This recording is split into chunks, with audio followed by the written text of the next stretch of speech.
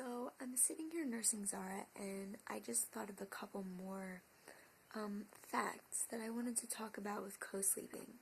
Some neat facts that I think could really help a parent who's maybe a little conflicted about, is this right for me? Is this a viable option?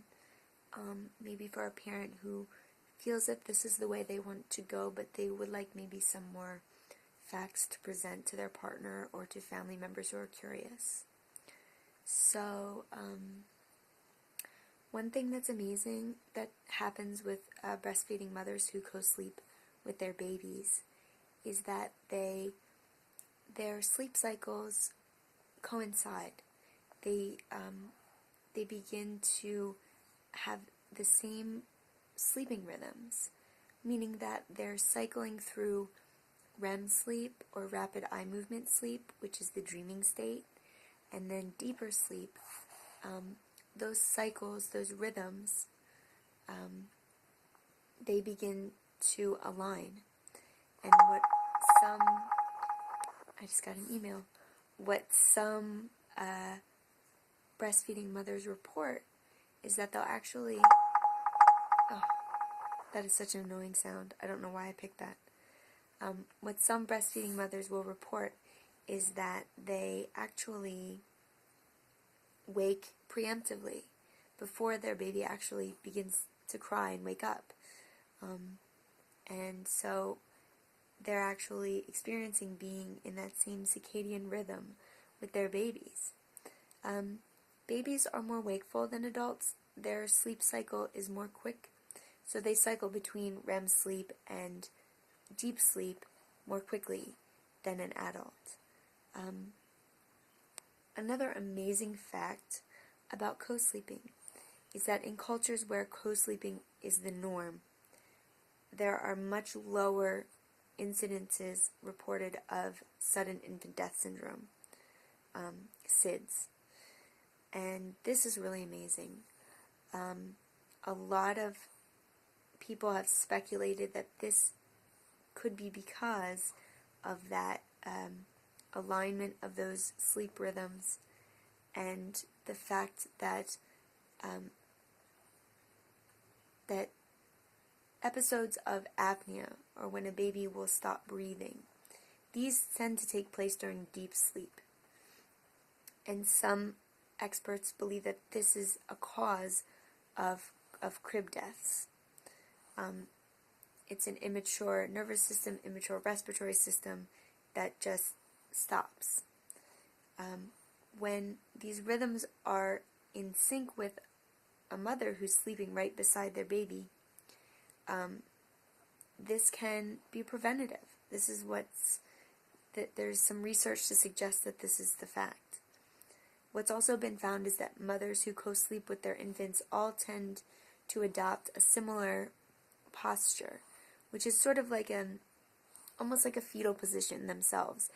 They're lying on their side, their arm is supporting the baby's head, and then they're sort of facing the baby, and actually very, very close. They're breathing on one another, and the autonomic nervous system is responding to the actual carbon dioxide in the mother's breath that's breathing onto the baby, because there are systems triggered in the body by carbon dioxide, and these trigger us to breathe.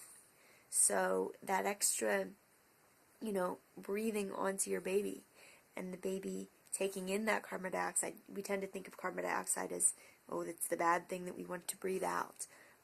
But it's the levels of carbon dioxide that can regulate our breathing. So that's really amazing. And so those are just some kind of neat little scientific facts that I think speak to the fact that the alarmist notion and the radicalization of co-sleeping, I think, is not well founded, and I think it's done with the best of intentions. Honestly, I think people really do want to see babies safe, and tragic instances of of deaths where there was improper sleeping arrangements is horrible, and nobody wants to see a preventable death occur. By the same token, SIDS can be considered a preventable death if we look at some of the contributing factors, and that co-sleeping can minimize some of those risks.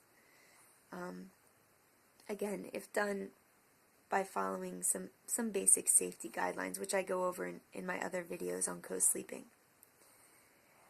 So I just thought I would share those with you guys.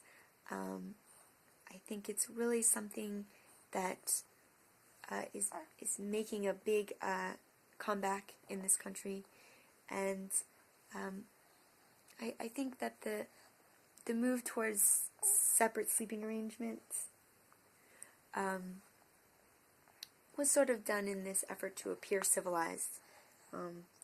But it's funny that when anthropologists have shown mothers of traditional cultures, Aboriginal cultures, when they've shown them pictures of Western baby sleeping arrangements in cribs, that essentially to these native women they look like cages. These women are kind of horrified. I can't believe that someone would leave their baby in a cage alone. It just doesn't make sense to them. And I think part of the whole concept of attachment parenting is a return to those motherly instincts. We all feel the need to go to our babies. We all feel the need to be close to our babies. Society has dictated for some time that no, it's in the best interest of the baby to leave them be. You know, there's this push towards premature independence. And I think we're starting to see that early dependence actually breeds independence when that developmental stage eventually arises. So, hopefully some of those tips were interesting to you. Zara's done nursing now and she seems to be napping, so I think we're gonna get wrapped up and go for a walk. So we'll see you later. Thanks for watching. Bye.